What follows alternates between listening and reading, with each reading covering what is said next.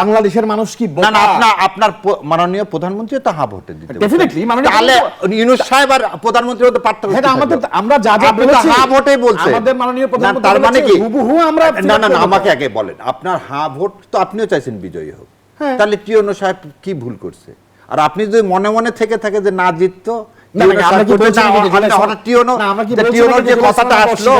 যে হ্যাঁ ভোটটা কারচুপির মাধ্যমে 70% করা হয়েছে এটা যদি বলা হয়ে থাকে তাহলে এর অংশীদার কি?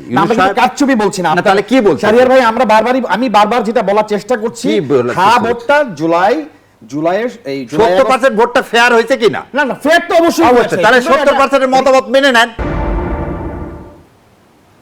জুলাই গণঅভ্যুত্থানের উত্তাল রাজপথ পেরিয়ে নিরঙ্কুশ সংখ্যাগরিষ্ঠতা নিয়ে ক্ষমতায় এসেছিল বিএনপি। প্রতিশ্রুতি ছিল রাষ্ট্র সংস্কার, গণতান্ত্রিক ভারসাম্য, জবাবদিহিমূলক শাসন আর নতুন রাজনৈতিক বন্দোবস্তের।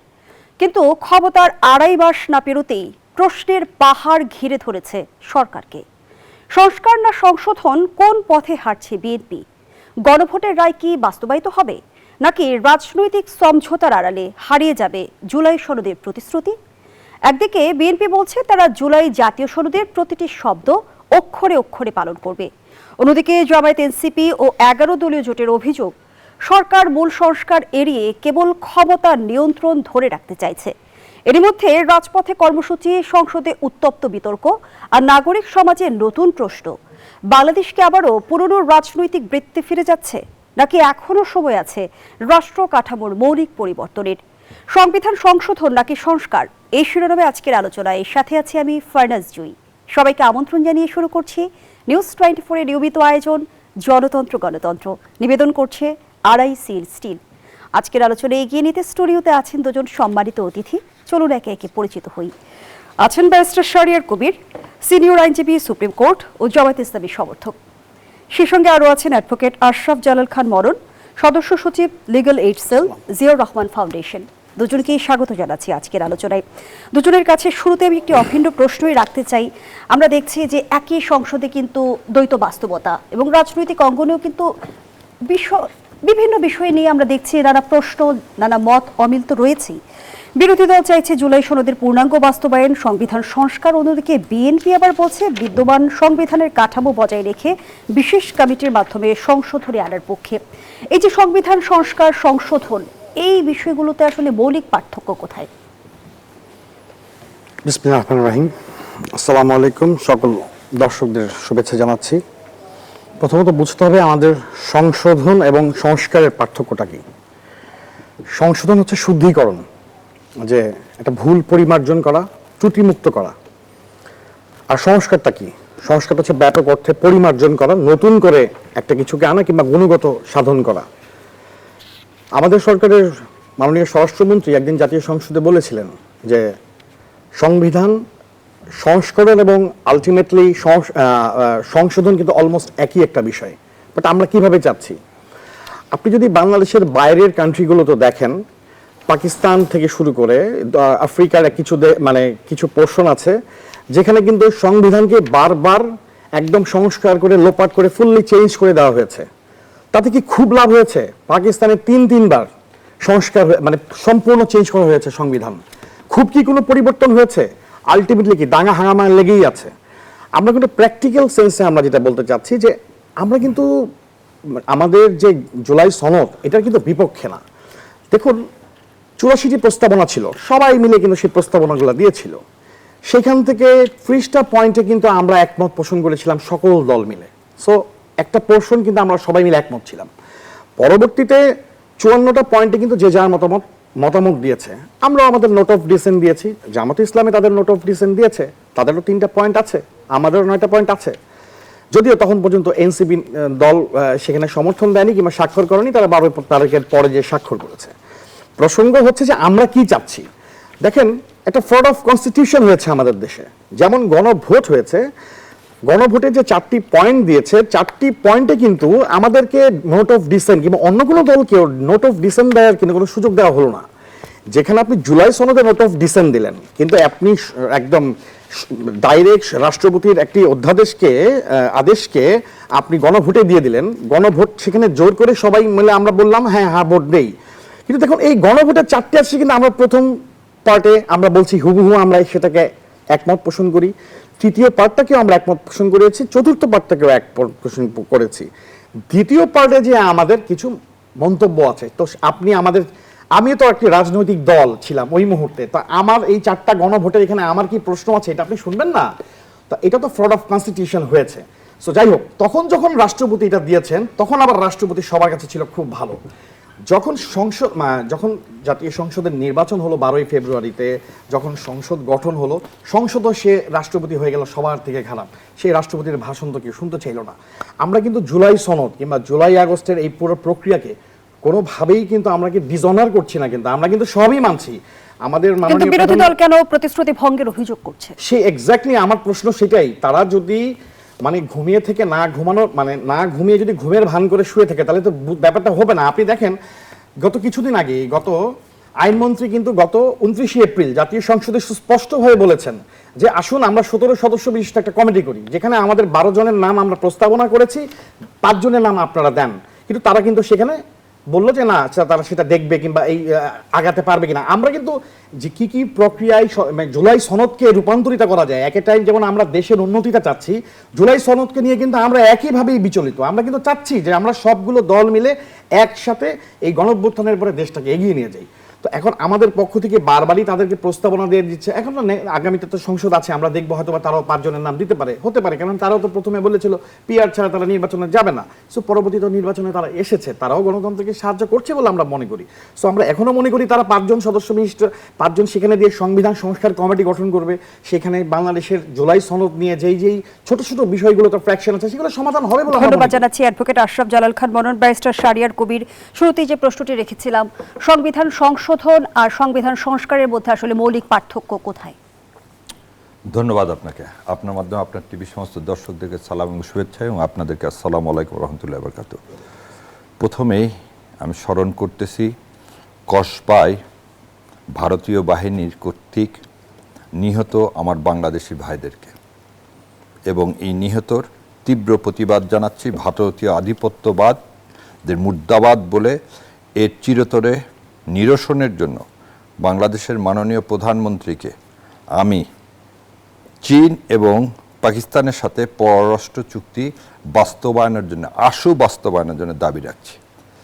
এবার আসেন, আপনি যে কথা বললেন, উনি প্রথমেই বলি মাননীয় আইনমন্ত্রী উনি একটা কমিটি করার কথা বলছেন। এই কমিটি করার প্রস্তাবটাই হচ্ছে fraud. This proposal itself is a fraud. কেন? বিএনপি নির্বাচনী ইস্তেহারের প্রথমটাতে বলা আছে কি সংবিধান সংস্কার কমিশন গঠন, আর উনি যে কমিটির কথা বলতেছেন সেটা বলতেছে সংবিধান সংশোধন কমিটি। সো সংস্কার আর সংশোধনের মধ্যে পার্থক্য। সংশোধন ততটুকুই করা যাবে যতটুকু, মানে ধরে নেন আমাকে কি মেকআপ টেকআপ দিয়ে যতটুকু সুন্দর লাগে, কিন্তু আমার হাতটা যদি পায়ের জায়গায় লাগাই দেন, পাটা যদি হাতের জায়গায় লাগাই দেন, সেটা কিন্তু কি হবে না, সংশোধন হবে না। আমি যদি বলি যে আমাদের যে সংবিধান করে বলতেছেন, সংশোধনের কথা বলতেছেন, সংস্কারের কথা বলতেছেন, কেন আপনারা 13 তারিখ থেকে 13ই নভেম্বর থেকে 12ই ফেব্রুয়ারি পর্যন্ত চুপ মেরেছিলেন? তার উত্তর দিয়েছেন। আমি একটা জিনিস বলতেছি, বিএনপি হিপোক্রেট না। আমি কিন্তু এই কথা সবসময় বলি, বিএনপি হিপোক্রেট না। বিএনপি সবসময় বলছে আমরা ক্ষমতায় যার জন্য যা করা লাগে, চাণক্যর কৌটিল্য থিওরি সব আমরা মেনে চলছি। অতএব আমাদের কাছে এই জুলাই সনদ এসব কিছু না, যতটুকু দরকার ততটুকু করব, তার বাইরে করব না। এটা হচ্ছে তাদের পরিষ্কার অবস্থান। এখন জনগণ এইটা কিভাবে আদায় করে নেবে সেটা হচ্ছে জনগণ বনাম বিএনপির ব্যাপার।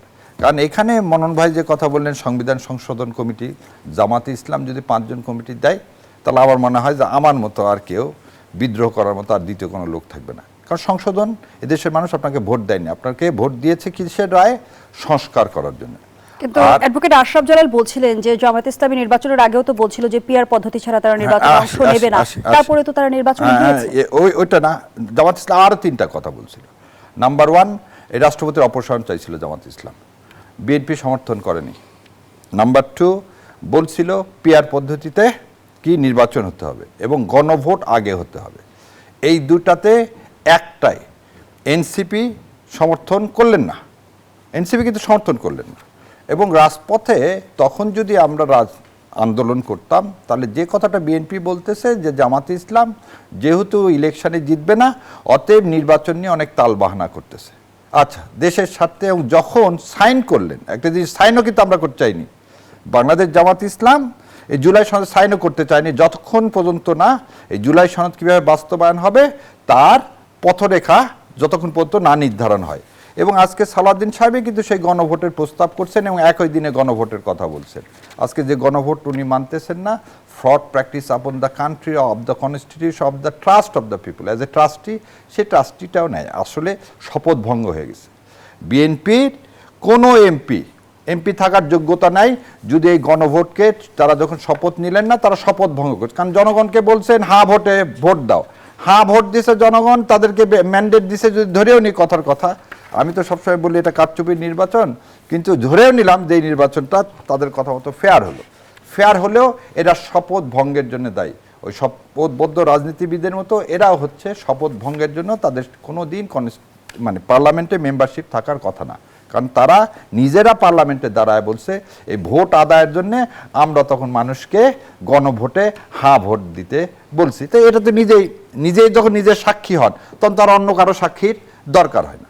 এখন আপনাকে একটা জিনিস বলি, বিএনপির ভাগ্য নির্ধারণ করতেছে এই জুলাই সনদ বাস্তবায়নের উপর। যদি তারা বাস্তবায়ন করে অক্ষরে অক্ষরে, কোনো সমস্যা নাই, তারা টিকে যাবে।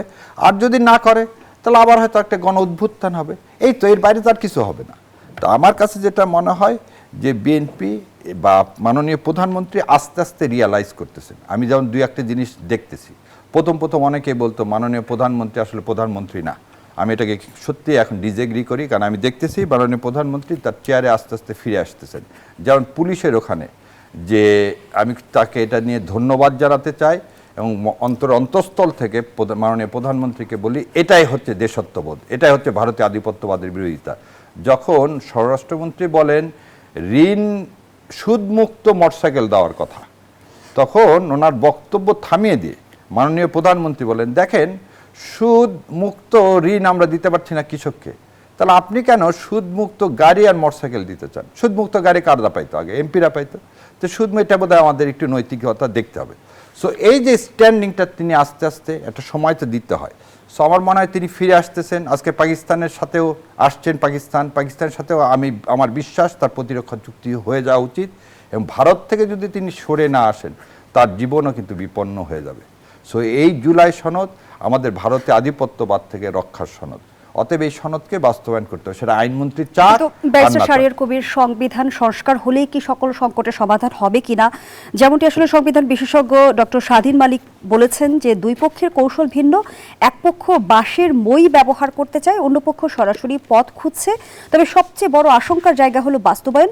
তিনি মনে করেন সংবিধানে সুন্দর কথা লেখা থাকলেও রাজনৈতিক সদিচ্ছা ছাড়া তার প্রতিফলন ঘটানো কঠিন। এটা হচ্ছে সবচেয়ে বড়, মানে স্বাধীন মালিক স্যারকে ওই ডিউ রেসপেক্ট বলি, গত 17 বছর তার কাছে শুনে আসলাম যে সংবিধানের অপপ্রয়োগ হচ্ছে, এই সংবিধান কেউ মানতেছে না, এই সংবিধান পরিবর্তন করা উচিত।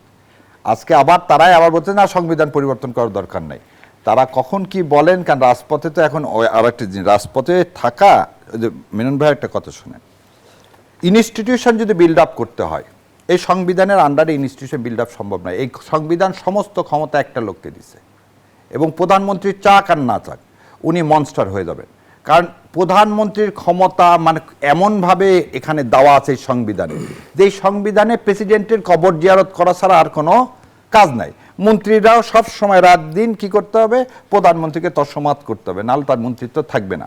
70 অনুচ্ছেদে কোনো এমপি প্রধানমন্ত্রীর কোনো কাজে কি করতে পারবে না, বিরোধিতা করতে পারবে না। তাহলে যে ডকুমেন্টটা আপনাকে মনস্টার বানায় সেই ডকুমেন্টটা রেখে দেওয়া, এটা স্বাধীন মালিক স্যার কোত্থেকে বলছে যাই না, কিন্তু আমি কোর্টের বারান্দায়, কোর্টে এখনও বলেছি 13 নম্বর কোর্টে তার এখনও তার কনস্টিটিউশনের তার যে সাবমিশন ছিল, সেই সাবমিশনে আমার এখনও মনে আছে তিনি বলছেন এই কনস্টিটিউশন 15 অ্যামেন্ডমেন্টের পর এটা একটা কি হয়ে গেছে, বাকশালীয় কনস্টিটিউশন হয়েছে। সেজন্য 15 অ্যামেন্ডমেন্ট কিন্তু তিনিও বলছিলেন যে এটা কি করা উচিত, বাতিল করা উচিত। 2/3 অফ দ্য কনস্টিটিউশন যদি বাতিল করতে হয় তাহলে কনস্টিটিউশন আর রিরাইট ছাড়া আর কি উপায় আছে? 2/3 যদি কনস্টিটিউশন আপনি বাতিল করেন, 2/3 বাতিল করে দিলে এই কনস্টিটিউশন আর পুনর্লিখন ছাড়া আর কি সম্ভব? এবং হাইকোর্ট যে কথা বললেন পঞ্চম সংশোধনী মামলায়, যে এই পঞ্চম সংশোধনী পুরাটাই হচ্ছে কি নাল অ্যান্ড ভয়েড, যেটা অ্যাপিলেট ডিভিশন এখন আপিলের জন্য আছে। ওনারা বললেন কিছু জিনিস সংসদের কাছে রেখে দিলেন, যা আগামী সংসদ নির্ধারণ করবে, সেটাও আমরা আপিলেট ডিভিশনে যা বললাম না, এটা নাল অ্যান্ড ভয়েড, এটা ডিক্লেয়ার করো। সো একটা বইয়ে যদি 2/3 মিথ্যাতে পরিপূর্ণ থাকে, যেমন মেনন ভাই আমার সাথে এক হবে, এখানে লেখা আছে স্বাধীনতার ঘোষক হচ্ছে শেখ মুজিবুর রহমান, এটা সম্পূর্ণ মিথ্যা। এখানে 7ই মার্চের যে বক্তব্য, সেই বক্তব্যকে বলা হচ্ছে স্বাধীনতার ঘোষণাপত্র, সেটা জীবনের স্বাধীনতার ঘোষণাপত্র না। 7ই মার্চের ভাষণে শেখ মুজিব কিন্তু ভাষণ ব্যারিস্টার শেষ শাহরিয়ার করেছে। কবির, এখন বলেন। যদি সরকার এবং বিরোধী দল দুই পক্ষই অনড় অবস্থানে থাকে, তাহলে এর সমাধানের পথ আসলে কি? সে আলোচনায় ফিরব। বিরতির সময় হয়েছে, বিরতি নিয়ে ফিরছি। দর্শক, জনতন্ত্র গণতন্ত্রের এই পর্যায়ে একটা বিরতি নিচ্ছে, সাথেই থাকুন। আবারও আমন্ত্রণ, দেখছেন নিউজ 24 এর নিয়মিত আয়োজন জনতন্ত্র গণতন্ত্র। নিবেদন করছে RICL স্টিল। আমরা আবারও ফিরছি আলোচনায়। অ্যাডভোকেট আশরাফ জালাল খান মনন, যেমনটি ব্যারিস্টার শাহরিয়ার কবির আগের অংশে বলছিল যে বিএনপির ভাগ্য নির্ভর করছে জুলাই সনদ বাস্তবায়নের উপর। যদি আপনারা জুলাই সনদ বাস্তবায়ন করবেন, তাহলে বিএনপি টিকে যাবে, আর না হয় আরও একটি গণঅভ্যুত্থান হবে। কি বলবেন? ধন্যবাদ ভাই। যা বলছিলেন সেটা নিয়ে দুটো কথা না বললেই না। উনি বলছিলেন যে সংবিধান মনস্টার বানায়। আমার কথা হচ্ছে যে আমার হাতে ব্যথা হয়েছে, আমি কি হাতের চিকিৎসা করবো নাকি হাতটা কেটে ফেলে দিব, সিদ্ধান্ত আমার। আপনি দেখেন পৃথিবীর ইতিহাসে কোন কোন জায়গাগুলোতে সংস্কার সম্পূর্ণরূপে পরিবর্তন হয়েছে কিংবা সংস্কার হয়েছে, এই রিফরমেশন পার্টটা কখন হয়েছে? যখন একটা এক নায়কতন্ত্র থেকে গণতন্ত্র রূপান্তরিত হয়েছে, অটোক্রেসি থেকে তখন ডেমোক্রেসি হয়েছে। আমাদের মাঝে কিন্তু অটোক্রেসি ছিল না, আমাদের মাঝে ছিল হচ্ছে ড্রাস্টিক ডেমোক্রেসি, মানে ডেমোক্রেসিকে ধ্বংস করে দিয়েছিল ফ্যাসিস্ট হাসিনা। যদিও looking like an her father, অটোক্রেসির মতো ছিল। আপনি পরবর্তীতে দেখেন একটা নতুন রাষ্ট্র যখন জন্ম নেয়, বাংলাদেশে কোনো নতুন রাষ্ট্র জন্ম নেয় নাই। যখন রাষ্ট্রের অবকাঠামোগত পরিবর্তন হয়, কাঠামো পরিবর্তন হয় নাই, যখন কোনো গৃহযুদ্ধের সমাপ্তি হয়, ইট ওয়াজ নট সিভিল ওয়ার। এটা কি ছিল? এটা ছিল রাজনৈতিক পরিবর্তন। এবং দেখেন আজকের যে এনসিপি, আজকে যে নাহিদ সার্জিসরা কিংবা বৈষম্য বিরোধী ছাত্র আন্দোলন, তাদের মূল চাহিদাটা কি ছিল? একটি চাকরির জন্য, একটি তাদের বৈষম্য যেন না হয় চাকরির ক্ষেত্রে। সেখানে রাজনৈতিক সকলে মিলে ফ্যাসিস্ট হাসিনার মুক্তির জন্য সবাই মিলে রাজপথে নেমে এই গণঅভ্যুত্থানের সৃষ্টি হলো। আমার কথা হচ্ছে, যেই দল আপনি জানেন কিনা আমি জানি না, দর্শকদের উদ্দেশ্যে বলতে চাই, আমাদের তো নোট অফ ডিসেন্ট গুলো নিয়ে আপনারা অনেক আলোচনা শুনছেন, টক শো শুনছেন, সংসদে শুনছেন। জামায়াতে ইসলাম যে বিষয়গুলোতে নোট অফ ডিসেন্ট দিয়েছে, আমি সেই ব্যাপারে একটা কথা বলতে চাই। ওনারা তো সারাক্ষণ গণভোট নিয়ে কথা বলছেন, ওনারা জুলাই সনদ নিয়ে কথা বলছেন। জুলাই সনদ কিন্তু আমরা সম্মান করি। ওনারা নোট অফ ডিসেন্ট দিয়েছেন বীর মুক্তিযোদ্ধাদের সংজ্ঞায় নাকি তাদের আপত্তি আছে, যাদের ৭১-এ স্বাধীনতায় তাদের অবস্থান আজ পর্যন্ত ক্লিয়ার না। আমি জানি শাহরিয়ার ভাইয়ের অন্য টকশোতে আমি শুনেছি ওনার বাবা মুক্তিযোদ্ধা ছিলেন, সার্টিফিকেট নেননি, ওনার চাচারা মুক্তিযোদ্ধা শহীদ হয়েছেন, তাদের লাশ ফিরে পাননি। কিন্তু আমি টোটাল জামাতে ইসলামকে বলবো, যারা এখন পর্যন্ত মানে নিজেরা স্বাধীনতার পক্ষে ছিল কিনা সেটাই ক্লিয়ার না, অমীমাংসিত সেটা বিষয়টা, তারা বীর মুক্তিযোদ্ধাদের সংজ্ঞা নিয়ে তারা নোট অফ ডিসেন্ট তুলেছেন। তারা কি নিয়ে কাজ করছেন? তারা বলছেন যে প্রধান উপদেষ্টাদের প্রার্থী তালিকায় সেখানে নাকি কোনো নিবন্ধিত দল দিতে পারবে না, তাদের নোট অফ ডিসেন্টটা হচ্ছে যে কেউ দিতে পারবে। অর্থাৎ সেটা যদি হরকাতল জিহাদ হয়, সেটা কোনো নিষিদ্ধ সংগঠন হয়, সেটা যদি নিষিদ্ধ সংগঠন আওয়ামী লীগও হয়, তারা নাকি প্রস্তাব করতে পারবে। মানে সেখানে কোনো নিয়ম নীতি থাকবে না, নিবন্ধিত দল না অনিবন্ধিত যে কোনো দলই নাকি তাদের পক্ষ থেকে একজনকে নাম প্রস্তাব করতে পারবে। তৃতীয়ত, তারা ফ্লোর ক্রসিং এর ব্যাপারটাতে তারা নোট অফ ডিসেন্ট দিয়েছেন। আচ্ছা, তারা যে নোট অফ ডিসেন্ট দিয়েছেন, আজকে যদি আমরা ধরে নেই তর্কের খাতিরে জামায়াতে ইসলাম যদি আজকে সরকার গঠন করত, তাহলে কি তাদের পোর্শন থেকে তারা কি সংবিধানকে কেটে ফেলতো, ডিসলভ করে দিত? তা তো না। তাদের নিশ্চয়ই মতামত থাকতো, তাদের নিশ্চয়ই পলিসি থাকতো। তা আমরা যা ওনারা দেখেন, ওনারা সবাই মিলেই কিন্তু সিদ্ধান্ত নিলেন, সবগুলো দল মিলেই সিদ্ধান্ত নিলেন। আজকে সালাউদ্দিন সাহেবের উপর আপনারা দোষ দিচ্ছেন যে উনি কি বলেছেন। আমাদের কথা হচ্ছে যে আমি যেই জায়গায় নোট অফ ডিসেন্ট দিব, সেই জায়গা প্রিভেল করবে কখন? যখন আমি সরকার গঠন করব। এনসিপির মতো, সার্জিসের মতো ছেলে, এই আওয়ামী লীগ এখনো 2 বছর যায় নাই, এই দেশের 60 লক্ষ মামলার বিনিময়ে দাঁড়িয়েছিল বাংলাদেশ জাতীয়তাবাদী দল। এই বাংলাদেশের 45,000 ক্রসফায়ার হয়েছে ছিল বাংলাদেশ জাতীয়তাবাদী দল। এই দেশের 700 গুম হয়েছে, দাঁড়িয়েছিল বাংলাদেশ জাতীয়তাবাদী দল। হ্যাঁ, বাংলাদেশ জামাত ইসলামেরও অসংখ্য নেতাও গুম খুনের হত্যার শিকার হয়েছে। কিন্তু 23 অক্টোবর 2024 সালে যখন নটর ডেমের সামনে জামাত ইসলাম প্রোগ্রাম করে, সেই মুহূর্তে কিন্তু হারুনের নির্দেশে আওয়ামী লীগ এবং সহ তথা যুবলীগ, ছাত্রলীগ, পুলিশ লীগ বাংলাদেশ জাতীয়তাবাদী দলের উপর আক্রমণ শুরু করে, সেই মুহূর্তে কিন্তু তাকে সেফ এক্সিট দিয়ে দেওয়া হলো। জামাত কিন্তু সেদিন প্রোগ্রাম করে চলে গেল। অথচ 23 অক্টোবর পর থেকে কিন্তু বাংলাদেশের গণতন্ত্রের এক নতুন মেরুকরণ সৃষ্টি হলো, বিএনপি কিন্তু সংগঠিত হলো। ঠিক তার 2 মাস পরে নির্বাচন হলো, সেই নির্বাচনে কেউ অংশগ্রহণ করলো না। মানে শেখ হাসিনার দামি নির্বাচনে কেউ অংশগ্রহণ করলো না। কিন্তু এই সার্জিসের মতো ছেলে গতকালকে আমরা শুনলাম, আজকেও ফেসবুকে বিভিন্ন সোশ্যাল মিডিয়া যাচ্ছি, তারা বলছে লোকাল গভর্নমেন্টকে আওয়ামী লীগকে নাকি সুযোগ দেওয়া হবে। তাহলে ওনারা যে জামাত ইসলাম, ওনাদের যেখানে অমীমাংসিত ব্যাপারগুলো মীমাংসিত না, যেখানে তারা তাদেরকে যাদের জোটে নিয়েছে এনসিপির, যে ছেলেগুলার এখন চাকরি করার বয়স, তারা আজকে সংসদে যে পাগলের মতো তাদের যে 6টা সিট পাওয়ার কথা ছিল না, সেখানে ক্ষমতা হয়ে পড়েছে। আশরাফ জালাল খান আমি বলে কথাটা শেষ করি, সময় খুবই কম, একটু শেষ করে দেন, এক লাইনে যদি শেষ করেন। যেখানে ওদের এখন চাকরি করার কথা, তারা এখন কিভাবে করে আওয়ামী লীগকে সব জায়গায় সেটেল করবে। হাসনাত, নাহিদ, সার্জিস এবং জামাতের অন্যান্য নেতারাও আমরা দেখছি আওয়ামী লীগকে প্রোটেকশন দিচ্ছেন। এটা কিন্তু আমাদের এই গণঅভ্যুত্থানের জুলাই সনদের জন্য আমাদের জন্য আঘাত করো। জামায়াত এবং এনসিপি কি আওয়ামী লীগকে প্রোটেকশন দিচ্ছে? আমি যদি আপনার একটি পোস্টকে উদ্ধৃতি করি, আপনি কিছুদিন আগে বলেছিলেন যে জামায়াতের এখন এনসিপি কে বিদায় জানানোর সময় হয়েছে, সে বিষয়টির ব্যাখ্যা যদি একটু করতেন। সে বিষয়ে ব্যাখ্যা হচ্ছে, এটা সত্যি যদি সার্জিস এই কথা বলে থাকে, কারণ আমি নাহিদের কথাতেই বলছি, নাহিদ এবং সার্জিসরা যদি আওয়ামী লীগের পুনর্বাসনের যে প্রকল্প নিয়েছে বলে মনে হচ্ছে, তাহলে এই কফিনে প্রেক ঠুকে দেওয়ার মনে হয় জামাত ইসলামের সময় এসেছে। আবার বলে দিচ্ছে, আওয়ামী লীগ পুনর্বাসনের, এবং আওয়ামী লীগ কোনোদিন ভালো খারাপ হতে পারে না। মুজিববাদ এটা একটা কলঙ্ক, মুজিববাদ এদেশের জন্য একটা কার্স, অভিশপ্ত। এই মুজিববাদ কোনোদিন ভালো খারাপ হতে পারে না। আর মুজিববাদের মধ্যে যদি নাহিদ সার্জিসরা ভালো খারাপ দেখতে যায়, তাহলে বুঝতে হবে মুজিববাদের প্রেতাত্মা ওদের উপর ভর করছে, এবং যদি ওদের উপর ভর করে থাকে, তাহলে এদেশেও ইনশাল্লাহ ওদেরও জায়গা হবে না। এবং সেই জন্যই আমি বলে দিছি যে 11 দল না, 11 দল একটা বৃহৎ দল, সেটা রাজনৈতিক একটা প্ল্যাটফর্ম তৈরি করা হয়েছিল ভোটের কারণে। কিন্তু এই দলেও যদি কেউ বেইমানি করে, তাহলে তার জায়গা কোথায় হবে? আস্থা করিয়ে যাবে। সো যদি নার্জিস আর নাহিদ মানে এনসিপি তা না, আবার এনসিপি মানে যে জুলাইয়ের সমস্ত যোদ্ধা তা না। এদের বাইরেও অনেক দল আছে, অনেক নতুন দল আসতেছে যেগুলো জুলাইকে ধারণ করতেছে। সো এইখানে আমি ভাইয়ের সাথে পুরাপুরি একমত। যদি এই কথা বলে থাকে এই ছেলে, তাহলে নিজেই নিজেদের কবর খুঁড়তেছে। এবারে দ্বিতীয় যে কথাটা বলি, 71 সম্পর্কে বাংলাদেশ জামাত ইসলাম অত্যন্ত ক্লিয়ার। বাংলাদেশ জামাত ইসলাম 71-এ তাদের রাজনৈতিক ভুল ছিল। কি রাজনৈতিক ভুল ছিল? অখণ্ড পাকিস্তান চাওয়া। কিন্তু বাংলাদেশ জামাত ইসলাম কোন অংশটাকে মানে নোট অফ ডিসেন্ট দিলেন? দেখেন, আমি ভাইকে দিয়ে দিচ্ছি। 1972 সালে যে ডেফিনেশন ছিল এই আইনে, ফ্রিডম ফাইটার, এখানে জামাত ইসলাম, নেজা ইসলাম, মুসলিম লীগ কোনো কিছু ছিল না। আজকে আপনাকে এই ম্যান্ডেটকে দিল নতুন করে এই ডেফিনেশন দেওয়ার। এই ডেফিনেশন দেওয়ার ম্যান্ডেট আপনাকে কেউ দেয়নি। আপনি কেন জামাতকে ভিক্টিমাইজ করতে যাচ্ছেন? জামাত যেখানে বলতেছে আমরা অখণ্ড পাকিস্তানে চেয়েছিলাম, এটা একটা রাজনৈতিক ভুল। আমরা কিন্তু ভিক্টিমাইজ কিন্তু ব্যারিস্টার শাহরিয়ার আপনাকে তা বলিনি, আমার বলতে এখানে কিন্তু নাই। কিন্তু এই ডেফিনেট 72-এর পরে আপনারা যেসব জায়গায় নোট অফ ডিসেন্ট দিয়েছেন, সেসব জায়গায় কিন্তু নিয়ে আমাদের কিন্তু সমালোচনা নাই। না, আপনারা দিতেই পারেন না, সমস্ত দলেরই থাকতে পারে। কিন্তু এই নোট অফ ডিসেন্ট উড়ে গেল কখন? 70% লোক যখন ভোট দিয়ে বলে দিল ঠিক 77 সালের মতো referendum will prevail over anything. কিন্তু যদি আবার একটু একাত্তর প্রসঙ্গে যাই, ব্যারিস্টার শাহরিয়ার 70% ভোট নেবেন, আর আমার 2/3 মেজরিটি ওয়ালা সরকারকে আপনি পাত্তা দিবেন না। আপনি সরকার দিয়ে, টিএনও দিয়ে, ইউনো দিয়ে আপনারা বললেন 70% হ্যাঁ ভোট দিতে হবে। ভাই, তার মানেটা কি?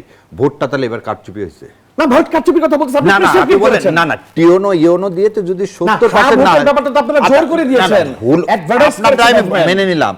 হ্যাঁ ভোটটাও যেমন করে হয়েছে, আপনার 50% তাই হয়েছে। না না না, এটা একটা মানবেন আর একটা মানবেন তা হবে না, ওই জায়গায় না যায়, ওই জায়গায় না যায় করে। যদি আপনি বলেন ইউনূস সাহেবের সরকার যেখানে অ্যাডভার্টাইজ করেছে হ্যাঁ ভোটে ভোট দিতে হবে, বাংলাদেশের মানুষ কি না না, আপনার মাননীয় প্রধানমন্ত্রী তো হ্যাঁ ভোটে দিতে হবে ডেফিনেটলি। তাহলে ইউনূস সাহেব আর প্রধানমন্ত্রী তো পার্থক্য এটা আমাদের, আমরা যা যা বলেছি হ্যাঁ ভোটেই বলছে আমাদের মাননীয় প্রধানমন্ত্রী, তার মানে কি হুবহু আমরা না না না, আমাকে আগে বলেন, আপনার হ্যাঁ ভোট তো আপনিও চাইছেন বিজয়ী হোক, তাহলে টিওনো সাহেব কি ভুল করছে?